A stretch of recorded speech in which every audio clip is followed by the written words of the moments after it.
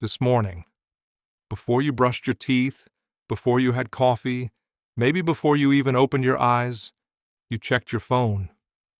Don't feel bad. I do it too. But here's what I want to know.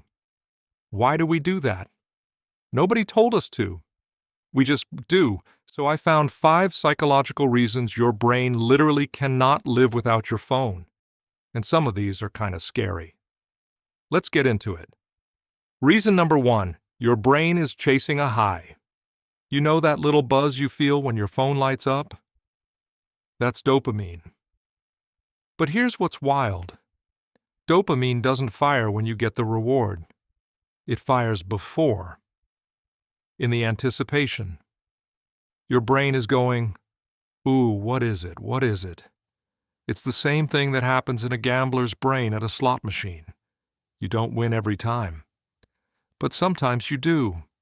And that randomness is actually more addictive than winning every single time. Billion-dollar apps were built on exactly that feeling. Reason number 2, you're running from your feelings. Think about the last time you felt awkward or anxious, in line at Starbucks, in an elevator, in silence. What did you do? Phone. Immediately. Psychologists call this experiential avoidance, using something external to escape an uncomfortable feeling. And every time you do it, your brain learns that silence is dangerous, so it gets worse.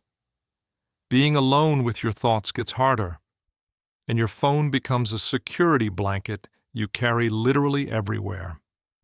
Reason number 3, FOMO is eating your brain. Fear of missing out is a real documented psychological condition, and 69% of Americans experience it regularly.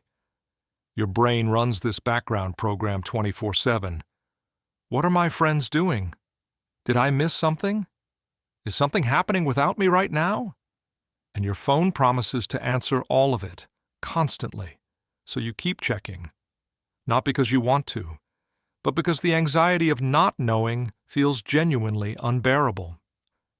Reason number 4, your phone is part of who you are. Everything that makes you you is in that phone.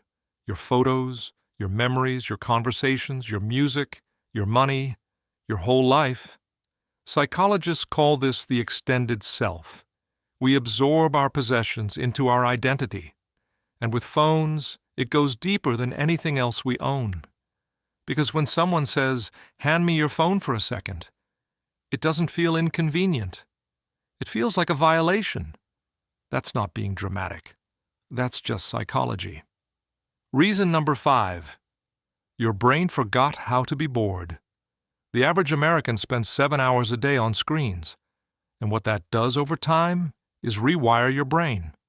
Every notification, every like, every new video, tiny reward, tiny reward, tiny reward, until your brain needs that constant stimulation just to feel normal.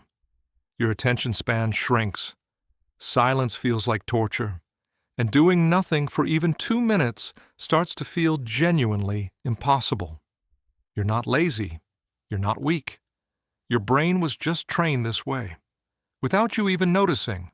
So there it is, dopamine, avoidance, FOMO, identity, rewired attention. None of this is your fault. These are billion-dollar companies with genius engineers designing this stuff to hook you. But the moment you understand why it's happening, you stop being controlled by it. And that's where your power starts. Which one of those 5 hit you hardest? Drop the number below. 1, 2, 3, 4, or 5. I read every comment.